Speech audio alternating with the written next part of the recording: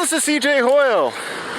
Today is Monday, July the 12th, 2021, and in this video I'm going to be giving a narrated tour of Harbord Street and Hoskin Avenue here in the city of Toronto. So I've just made a right turn from Ossington Avenue onto Harbord Street, and I'm now heading in the east direction. And Ossington Avenue is the place where Harbord Street begins. So Harbord is an east-west street that goes through a portion of the downtown area, just crossing Shaw Street here, which is a north-south neighborhood street which has a contraflow bike lane on it. And as you can see, Harbord Street here also has a bike lane on it. And one of the reasons why I decided to come and film a video here today was because within the last year or so, the city has done some improvements to the Harbord Street bike lane, as well as Hoskin. So it'd be nice to see what's changed. I did make a video showing this route back in 2016, I believe. So right here we're just riding over an area which was once a bridge. It was known as the Harbord Street Bridge. On one side we've now got Art Eglinton Park, and on the other side we've got Bickford Park. And on the land where those parks now sit used to be a ravine which carried the Garrison Creek. And of course Harbord Street existed when there was still a creek there. And to be able to get Harbord across, they had to build a bridge.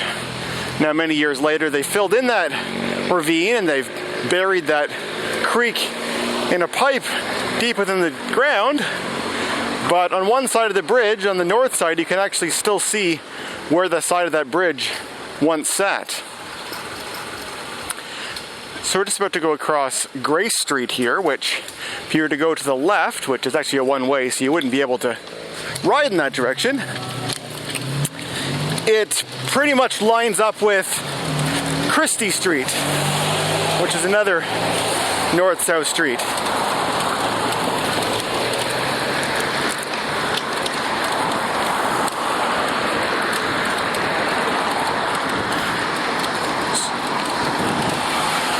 So you can see that Harbord has a fair number of businesses that are built along it. Restaurants and other types of shops and things. Although it doesn't nearly have as many businesses as Bloor Street, which is about 500 meters or so to the north of it. Over there on the left is the Harbord Collegiate Institute, which is a high school. And we're just waiting here to cross the traffic light at Manning Avenue. And you'll notice that the crosswalk turns white before the traffic light turns green.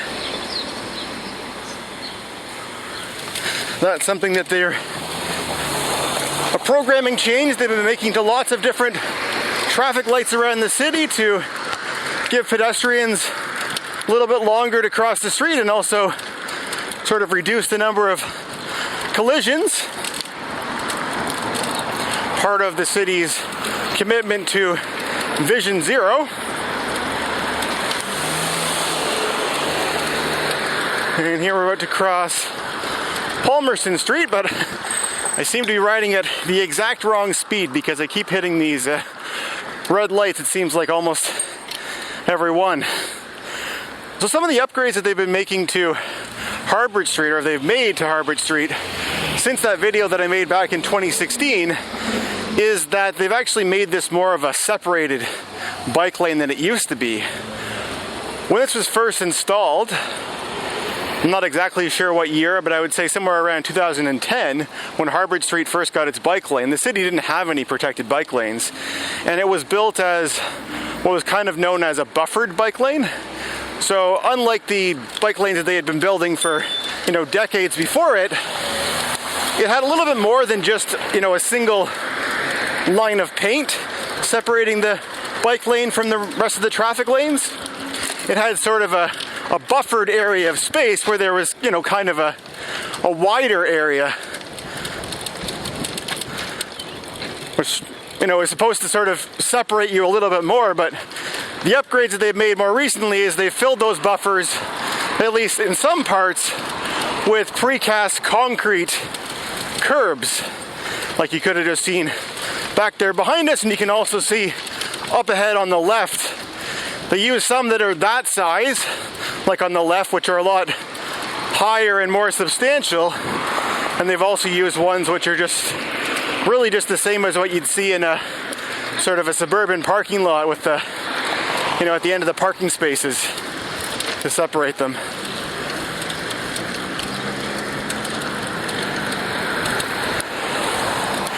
And you can see that this bike lane is still very well used. You can see quite a few cyclists up there ahead of me. And I should mention that to the north of us, like I mentioned earlier, Bloor Street has a bike lane. And there was, the anti-bike people, of course, were saying, why are you going to put a bike lane on Bloor when you already have one on Harbord? And, it was thought that when Bloor was done, then no one would ever use Harbord anymore. Well, that hasn't been the case. You'll still see there's lots of people using Harbord, in addition to all the people who are using Bloor now as well. And I myself, as someone who lives along this corridor, with easy access to both Bloor and Harbord, I use both of them all the time when I'm traveling around to different places. I frequently use this route here when I'm going out to the Dufferin Mall to do grocery shopping at the No Frills there.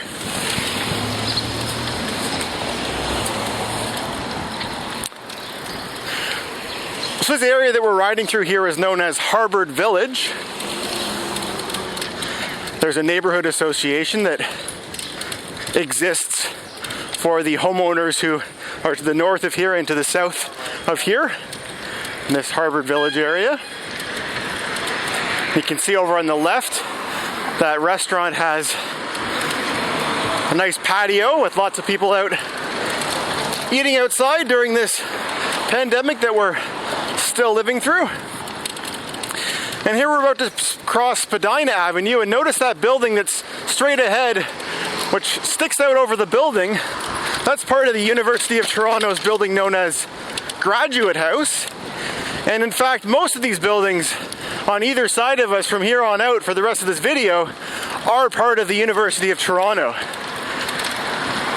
which has a campus that spans quite a large area of the downtown of our city. This building that's over on the left right now, that's University of Toronto's library known as Robarts Library. And some of those trees over on the left are Sakura cherry trees, which blossom in the spring every year. So if you like cherry blossom, that's a good place to come in April, May time frame. They last for about a week or so, so you've got to kind of time it right. And those ones usually blossom ahead of the ones at High Park, where there's a lot more of them. But these ones at Robarts Library are sort of a good indicator to know when those other ones are coming, because you'll see these ones and then maybe 2 weeks or so later, then they all bloom over at High Park. So we're just passing St. George Street, and after here, this road actually, you can see that it sort of, we've kind of gone on an angle and we've rejoined this street, which actually has a different name. It feels like we're still on Harbord. This is actually Hoskin Avenue. And Hoskin doesn't last for very long. And it terminates when we reach Queen's Park, which is actually where we're going to end this video today. But this cycling route actually does continue. There's sort of a bi-directional bike lane that goes around Queen's Park, and then it joins up with another east-west street on the more on the east side of Toronto, which is called Wellesley. So these two, or I guess three streets together form a great east-west route that myself and many other people use on their bikes to be able to get around.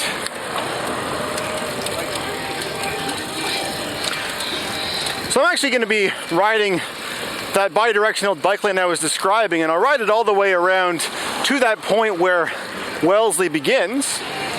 And I'm sure I'll show Wellesley again in a future video, although like I mentioned, when I filmed that video back in 2016, I actually showed all three of the streets connected together. And there's our green bike signal to cross here. So because this is a bi-directional bike lane, it's actually on the other side of the street. So we have to get across here before we can join it. But here it comes over here. And this was really one of the first, I think it was the first bi-directional bike lane in the city of Toronto. And it's not very long, it really just goes along the length of Queen's Park here. And then of course when you get to the other end, you have to get back over to the correct side of the road. So there's kind of another traffic light that's there to facilitate that. That building just straight ahead of us is the Ontario Legislature, which is where the politicians for the Ontario government meet and have their offices. And the legislature is located within this park known as Queen's Park, which there's much more of it to our left, but there's a little bit more of it to our right if we were to go that way. But here's the other side of the Queen's Park Circle. And like I said, before we can continue on to Wellesley, we have to wait for a traffic light to be able to get over to the other side. You can see over there, there's a bike signal, so when that turns green, we can proceed over to the other side and wait for the green light. So it takes basically two traffic light circles to be able to get through here. But it does, I think, do an effective job of keeping people safe.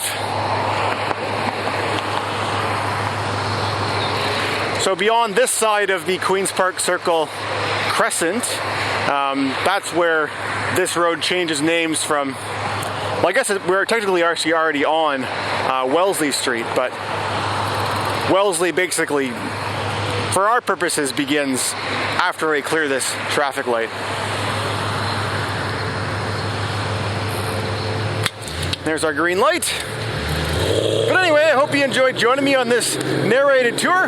If you watched all the way to the end of this video, I'd love to hear your thoughts in the comment section below, and thanks for watching.